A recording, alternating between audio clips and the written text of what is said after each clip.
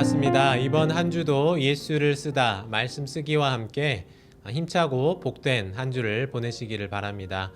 토요일에 진행되는 말씀 묵상학교에도 많이 참여하셔서 올 한 해 우리 삶이 말씀으로 풍성하게 되기를 소원합니다. 오늘 함께 나눌 말씀은 마태복음 16장 23절에서 25절입니다. 함께 화면을 보면서 읽겠습니다. 23절 예수께서 돌이키시며 베드로에게 이르시되 사탄아 내 뒤로 물러가라. 너는 나를 넘어지게 하는 자로다.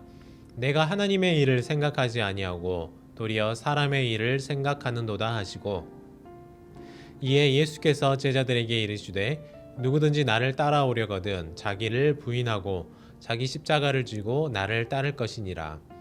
누구든지 제 목숨을 구원하고자 하면 잃을 것이요 누구든지 나를 위하여 제 목숨을 잃으면 찾으리라. 아멘.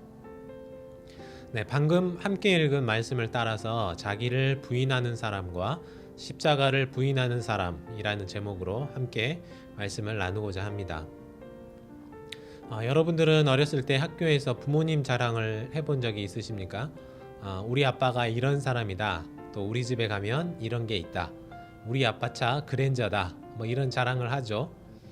반대로 형편이 어렵거나 부끄러워서 자기 가정 이야기를 잘 안 하는 친구들도 있었습니다. 저희 아버지는 제가 태어나기 전부터 목회를 하고 계셨는데요.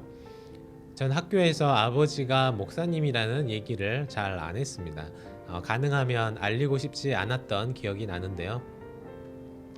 아버지가 부끄럽고 그래서가 아니라, 물론 초등학교 저학년 때는 완전 시골 마을에서 살았기 때문에 누가 누구 집에 살았는지 잘 알았지만요. 제가 조금 크면서 왜 아버지가 목사님이라는 것을 얘기를 잘 안 했는가 하니까 그 사실을 말하고 나면 피곤해졌습니다. 불편한 게 너무 많아졌어요. 장난을 치고 싶어도 애들이 야, 목사님 아들이 왜 그러냐? 너 교회 다니는 거 맞아? 하면서 아무것도 할 수 없게 만들었던 기억이 납니다. 그래서 저는 저의 존재를 항상 부인하며 살았던 기억이 나는데요. 자, 오늘 말씀을 한번 보시죠. 예수님은 베드로에게 충격적인 말씀을 하셨습니다. 사탄아 내 뒤로 물러가라.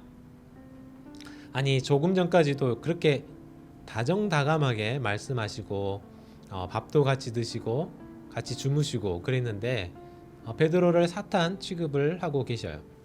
이게 어찌된 일일까? 사실 이 책은 성경을 쉽게 쓸 수 있도록 편집을 해놨기 때문에 우리가 어떤 일인지 다 알 수 없는데요. 성경을 보시면 예수님께서 제자들에게 중대 발표를 하셨습니다.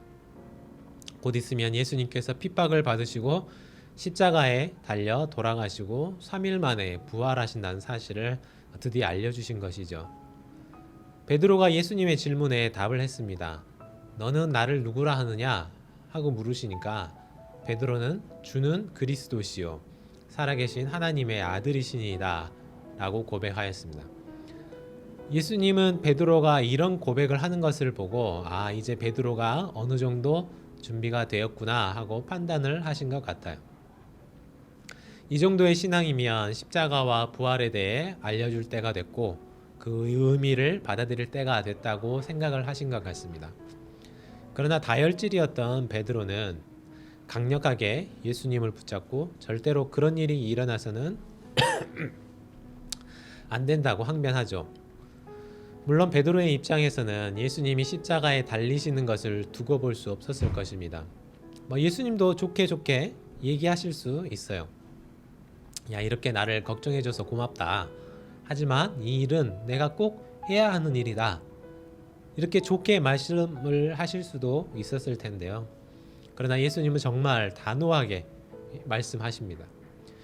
구속사의 가장 중요한 순간을 가로막아서는 안 되었기 때문이죠. 더군다나 베드로는 앞으로 교회를 이끌어갈 지도자였기 때문에 예수님은 베드로를 제대로 교육시키셔야 했습니다.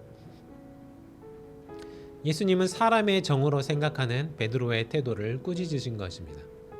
예수님이 십자가에 달리셔야 이루어질 수 있는 하나님의 그 큰 일, 거기에 대해서는 아직 제대로 이해하지 못하고 있었던 것이죠.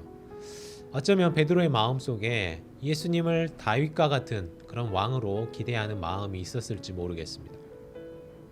능력 있는 모습으로 로마근을 싹 쓸어버려야 하는데 핍박을 받으셔야 한다니까 받아들이기 힘든 말씀이었을 것 같습니다.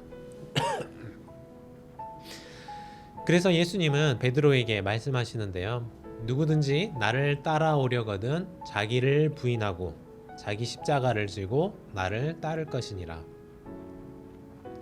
예수님은 예수님을 따르기 위해서는 자기 부인이 필요하다고 하십니다. 왜 그럴까요? 예수님을 따르는 길은 인간적인 길이 아니기 때문이죠. 예수님을 따라 살기 위해서는 내 욕심, 내 건강, 또 내 명예 이런 것을 다 포기할 줄 알아야 하기 때문입니다. 자기를 부인하는 것은 세상이 좋아하는 방식은 아니었습니다. 세상은 자기 자신을 믿고 따르라고 말하죠. 내가 원하는 것을 하라고 말합니다. 그러나 주님께서 우리에게 말씀하시는 것은 나 자신을 부인하라고 하시죠. 결국 우리는 나 자신을 따를 것이냐, 십자가를 따를 것이냐를 결정해야 합니다. 십자가를 지고 따라가겠다는 것은 많은 것을 포기해야 한다는 것을 전제해요. 내가 교회를 다닌다고 말하는 순간 친구들 앞에서 세상 앞에서 그리스도인처럼 살아야 하고 내 아버지가 목사님이라고 밝히는 순간 저는 목사의 아들처럼 살아야 하는 것처럼 십자가를 지는 삶은 조금 불편한 길이고 희생이 따르는 길이었습니다. 어쩌면 베드로는 예수님이 굳이 죽지 않고도 하나님의 길을 완성할 수 있는 또 다른 방법이 있을 것이라고 생각했을지도 모릅니다. 십자가 희생도 하지 않고 구속 사역을 이루는 것은 고난 없이 면류관만 취하려고 하는 일종의 치링인 것이죠. 혹시 우리 마음속에 이처럼 예수님을 통해서 또 교회를 통해서 나의 어떤 유익은 또 도움은 받고 싶어 하지만 십자가는 원치 않고 고난은 바라지 않는 십자가 없는 영광만 누리기를 바라는 그런 마음이 있지는 않으십니까? 오늘 말씀을 마무리하면서 함께 기도하고 싶은 것은 내 삶 속의 희생 또 헌신을 통해서 십자가의 삶이 내가 속한 공동체 가운데 역사하게 되기를 함께 오늘 기도하셨으면 좋겠습니다.